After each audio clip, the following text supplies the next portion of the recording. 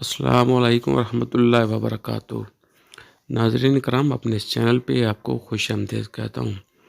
نبی کریم صلی اللہ علیہ وآلہ وسلم کی صحیح مسلم کی حدیث ہے کہ ایک دن حضور صلی اللہ علیہ وآلہ وسلم لوگوں میں تشریف فرما تھے کہ آپ کے پاس ایک شخص آیا اور پوچھنے لگا کہ ایمان کس سے کہتے ہیں۔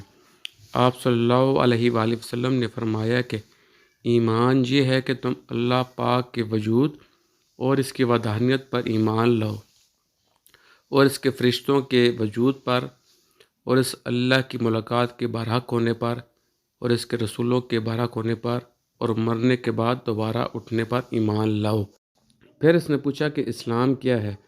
آپ صلی اللہ علیہ وآلہ وسلم نے پھر جواب دیا کہ اسلام یہ ہے کہ تم خالص اللہ کی عبادت کرو اور اس کے ساتھ کسی کو شریک نہ بناؤ، اور نماز قائم کرو، اور زکوٰۃ فرض ادا کرو، اور رمضان کے روزے رکھو۔ پھر اس نے احسان کے متعلق پوچھا۔ آپ صلی اللہ علیہ وآلہ وسلم نے فرمایا، احسان یہ ہے کہ تم اللہ کی عبادت اس طرح کرو گویا تم اسے دیکھ رہے ہو۔ اگر یہ درجہ نہ حاصل ہو تو پھر یہ تو سمجھو کہ وہ تم کو دیکھ رہا ہے۔ پھر اس نے پوچھا کہ قیامت کب آئے گی؟ آپ صلی اللہ علیہ وآلہ وسلم نے فرمایا کہ اس کے بارے میں جواب دینے والا پوچھنے والے سے کچھ زیادہ نہیں جانتا، البتہ میں تمہیں اس کی نشانیاں بتلا سکتا ہوں۔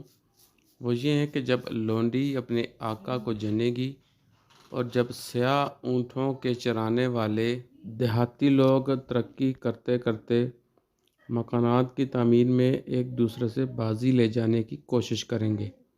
یاد رکھو، قیامت کا علم ان 5 چیزوں میں ہے جن کو اللہ کے سوا کوئی نہیں جانتا۔ پھر آپ صلی اللہ علیہ وآلہ وسلم نے یہ آیت پڑھی کہ اللہ ہی کو قیامت کا علم ہے کہ وہ کب ہوگی۔ پھر وہ پوچھنے والا پیٹھ پھیر کر جانے لگا۔ آپ صلی اللہ علیہ وآلہ وسلم نے فرمایا کہ اسے بلا کر لاؤ۔ لوگ دوڑ پڑے مگر وہ کہیں نظر نہیں آیا۔ آپ صلی اللہ علیہ وآلہ وسلم نے فرمایا کہ وہ جبرائیل علیہ السلام تھے جو لوگوں کو ان کا دین سکھانے آئے تھے۔